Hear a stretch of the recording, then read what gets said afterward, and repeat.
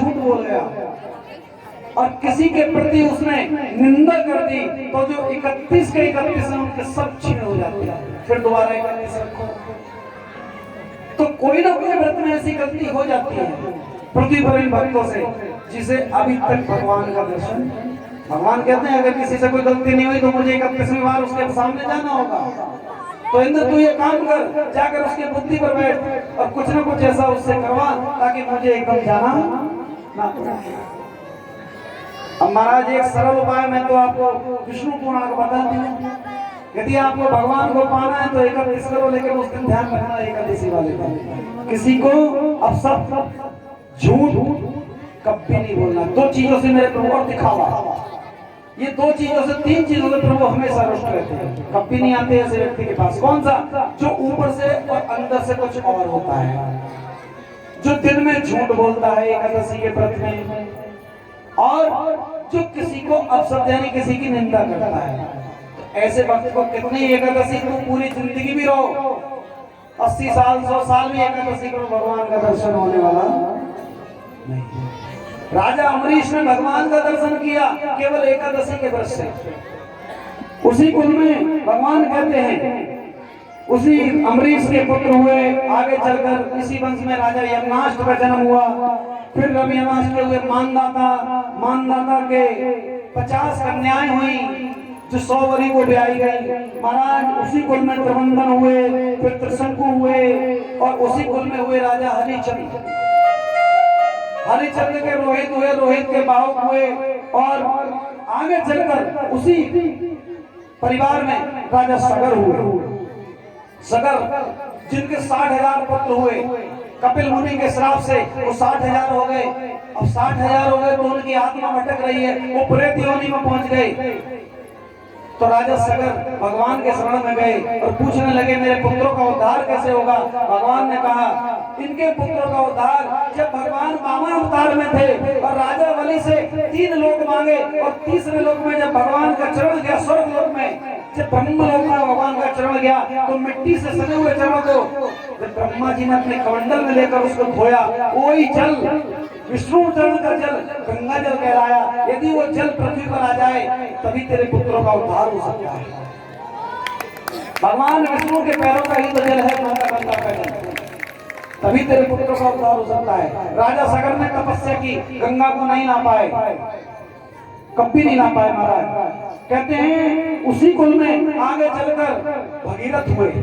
भगीरथ ने तपस्या की, माता गंगा प्रसन्न हो गई और गंगा को पृथ्वी पर भगीरथ लेकर आए।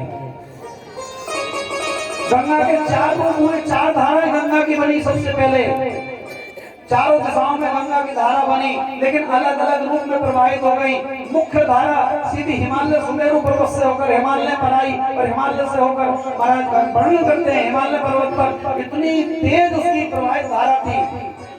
भगवान शंकर ने देखा अगर ये धार पृथ्वी पर आ गई, पृथ्वी तो बह जाएगी। तो भगवान ने जटा खोली और जटा खोलकर गंगा को अपने सर में विराजमान कर लिया। हिमालय पर्वत पर भगवान शंकर ने जब गंगा को ले लिया, अब भगीरथ ने पीछे मुड़कर देखा तो गंगा गायब है। फिर भगीरथ ने भगवान शंकर की तपस्या की। भगवान शंकर भगीरथ की तपस्या से प्रसन्न हुए। एक लट भगवान ने अपनी एक जटा की एक लट खोली और उससे एक धार सीधी गोमुख पर्वत पर आई, और गोमुख से भगवान भगीरथ के पीछे पीछे गंगा चल गई। गोमुख पर्वत से आगे चलती है थोड़ी सी गंगा, तो रास्ते में आश्रम पड़ता है जयमुनि का। आज भी वो आश्रम है जिसे लाल बाबा का आश्रम कहा जाता है। माता गंगा जब उस आश्रम से निकलकर गुजरी, बहुत तेज वेग था, जयमुनि रास्ते में आ गए। जयमुनि ने सोचा मुझे तो बहाकर ले जाएगी, ओक लगाए और जयमुनि गंगा को पी गई। भगीरथ तो आगे आगे पीछे पीछे गंगा फिर गायब हो गई। वहां पर गंगा लुप्त हुई है। कोई भी गंगोत्री गया हो तो एक बार जाकर देखे, जयमुनि आश्रम में गंगा दिखाई नहीं देती। मैं वहां 2 बार गया हूँ, और यहाँ पर और भी भक्त हैं जो गोमुख जा चुके हैं मेरे साथ। हम उस आश्रम तक गए महाराज, बहुत कठिन चढ़ाई है, 25 किलोमीटर चलना पड़ता है ऊपर। पैदल का रास्ता है, और रास्ता ऐसा एक बार चले जाओ तो फिर गंगा जी के हाथ जोड़कर ही आओगे। बहुत खतरनाक रास्ता है। पैदल का रास्ता है, जयमुनि के आश्रम में गंगा गायब हो गई। भगीरथ ने पीछे मुड़कर देखा, गंगा नहीं है। फिर जयमुनि से कहा, प्रभु गंगा को आजाद कीजिए। जयमुनि बोले, यदि मैंने गंगा को मुख से निकाल लिया तो ये झूठी हो जाएंगी। तो जयमुनि ने अपने कान से उस गंगा को वहां से निकाला। जयमुनि के आश्रम से थोड़ा सा आकर एक स्थान है जहाँ जयमुनि का कान का बिल्कुल नमूना तैयार है, उसी कान से गंगा निकली है। गंगा जयमुनि के कान से निकलकर पृथ्वी पर आई। पृथ्वी पर आकर उनकी पूजा गंगोत्री में हुई। गंगोत्री में सारे देवताओं ने माता गंगा का स्वागत किया। आज भी गंगोत्री का मंदिर बहुत प्रसिद्ध है, वहां सबसे पहले गंगा की पूजा की जाती है। उसके बाद गंगा पहाड़ों से निकलकर पृथ्वी पर आई, और पृथ्वी पर जैसे आई और सगर पुत्रों की राख के ऊपर माता गंगा का जल गया तो सारे पुत्रों का उद्धार हो गया। इसलिए हमारे समाज में, हमारे हिंदू धर्म में, सनातन धर्म में व्यक्ति को गंगा जी ले जाने का विधान है।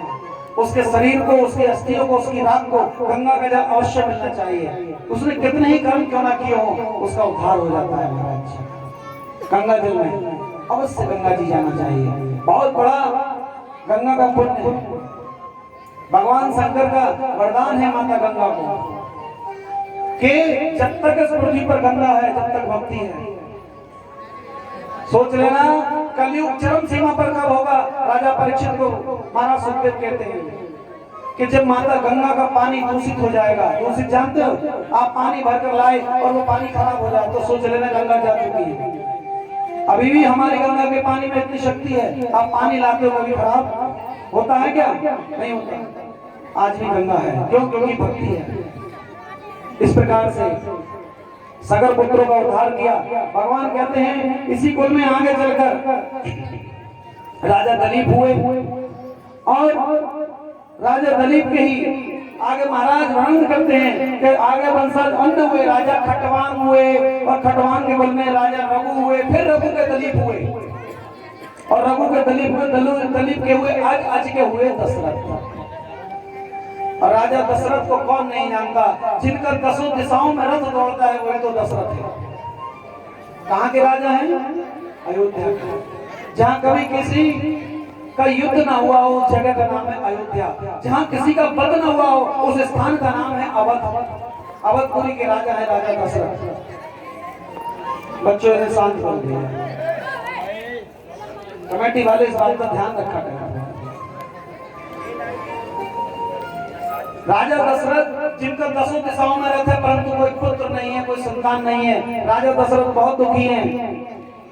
चारों रानियों से बोले कोई संतान नहीं है, क्या किया जाए, इस राज्य को कौन संभालेगा? तभी राजा दशरथ को ख्याल आया, ध्यान आता है कि एक बार वन में गया था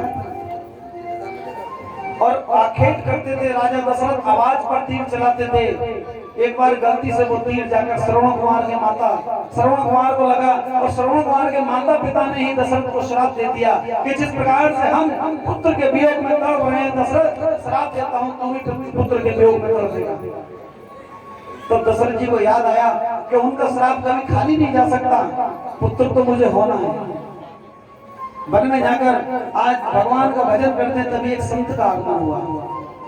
संत ने राजा को देखा, राजा दशरथ तो उदास बैठे हैं। संत ने पूछा क्या हुआ? दशरथ बोले महाराज कोई पुत्र नहीं है। उन्होंने एक फल दिया और फल देकर कहा ये अपनी रानियों को खिला देना, तुम्हारे बहुत सुंदर पुत्र होंगे। राजा दशरथ बड़े प्रसन्न हुए, फल लेकर घर आए। घर आकर तीनों रानियों को बुलाया, कौशल्या, केकई और सुमित्रा, तीनों रानियों को बुलाया और कहा देखो ये एक संत ने फल दिया है, इस चरू को 3 भागों में बांट लो और तीनों बराबर बराबर खा लो। संत ने कहा है हमारे बहुत सुंदर पुत्र पैदा होंगे। महारानी कौशल्या, केकई, सुमित्रा ने उस फल के 3 भाग किए और 3 भाग कर आज फल का भक्षण करने के लिए बैठी। तभी सुमित्रा के हाथ से एक चरू का टुकड़ा छीन लेकर उड़ गई। सुमित्रा उदास हो गई। सुमित्रा कहने लगी शायद मेरे भाग्य में ही माता बनना नहीं लिखा है। तो केकई और कौशल्या ने कहा क्या बात करती है, तू हमारी बहन है, ऐसा कैसे हो सकता है? तुम भी मां बनोगी। अपना आधा चरू केकई ने काटा, आधा चरू माता कौशल्या ने काटकर सुमित्रा को दे दिया। सुमित्रा ने 2 चरू खाए। उसी समय सुमित्रा ने माता कौशल्या और केकई से कहा यदि 2 चरों का मैं भक्षण कर रही हूँ और इन 2 चरों से मेरे 2 पुत्र हुए तो मैं वचन देती हूँ बहन, एक पुत्र तुम्हारे पुत्र की सेवा में और एक पुत्र तुम्हारे पुत्र की सेवा में हमेशा हमेशा के लिए दे दूंगी। ऐसी है माता सुमित्रा। और भगवान की कृपा देखिए, सुमित्रा के 2 पुत्रों ने जन्म लिया, शत्रुघ्न और लक्ष्मण। माता कौशल्या के राम हुए, कैकेयी के भरत हुए और सुमित्रा ने 2 पुत्रों को जन्म दिया और सुमित्रा ने अपने वचन को पूरा किया। लक्ष्मण को राम की सेवा में और शत्रुघ्न को भरत की सेवा में दे दिया। आज भगवान राम अवतार लेकर आ रहे हैं। एक बार तो प्रेम से बोलना पड़ेगा, जोर से बोलना पड़ेगा। नौमी तिथि मधुमास पुनीता, शुक्ल पक्ष हरिवर्णिता। भगवान राम का प्रकट हुए 9वीं तिथि, शुक्ल पक्ष है, दिन के 12 बजे हैं। देखो जितने भी भगवान प्रकट हुए हैं ना 12 बजे हुए हैं। अब हो सकता है आज के कन्हैया भी 12 बजे ही आए, महाराज 11 तो बज चुके हैं। कोशिश हम जल्दी कर रहे हैं, लेकिन जो उसने लिख दिया उसे टाल कोई नहीं सकता। हमारे दूर से भी भक्त आए हैं, उन्हें दिल्ली, मुरादाबाद, उन्हें वहां भी पहुंचना है आपकी कथा सुनकर। तो देखो बिहारी जी की कृपा, देखो यहाँ तक आए हैं बेचारे। अब पूरी रात 12 बजे तक यहाँ भी बैठेंगे, उसके बाद यहाँ से जाना भी है। आप लोगों तो यहाँ से करो, घरों में जाओगे और खर्राटे मार के ऐसे सोगे महाराज क्या पता ही नहीं। ऐसी नींद आएगी, बड़े आनंद की नींद आएगी। क्यों? क्योंकि आनंद की कथा में से जाओगे। तो भगवान राम 9वीं तिथि मधुमास पुनीता, और सुंदर महीना है, 9वीं तिथि है और दिन के ठीक 12 बजे भगवान प्रकट हुए। 9वीं तिथि मधुमास पुनीता, शुक्ल पक्ष विजिधरि प्रीता, मध्य दिवस शीत न धामा, पावन काल लोक विश्राम, शीतल मंद सुभी वह आओ। जब भगवान राम आ रहे हैं तो शीतल मंद चल रही है, मीठी मीठी हवा चल रही है, सारे देवी देवता तैयार हैं। शीतल मंद गरुड़वाओ, हर्षित सुर संतन मनवाओ। सारे देवता, सारे संत बड़े प्रसन्न हैं। क्यों? क्योंकि वो जानते हैं प्रभु आ रहे हैं। इधर अत्याचार भी बढ़ रहे हैं पृथ्वी पर, और सारे भक्त जो इंतजार कर रहे हैं भगवान का, उन भक्तों को दर्शन देने के लिए मेरे प्रभु आ रहे हैं। बन कुसुमती गिरिगण और सकई सकल सर्वामृतदारा, गगन मल सुर करे हो जूथा, गावै गुण गंधर्व बरूथा। गंधर्व देवता सब झुंड के झुंड आकर इकट्ठे हो गए। क्यों? क्योंकि वो देखना चाहते हैं पति का प्रकट होते हैं। बरसाई सुमन सुअंजलि साजी, सजई गगन दुंद में बाजी। बादलों से भी नहीं रहा गया, बादलों ने गर्जना प्रारंभ कर दिया, धुंध भी बजने लगी, बाजे और ढोलकों से नगाड़े से बजने लगे आकाश में। स्तुति करही नाग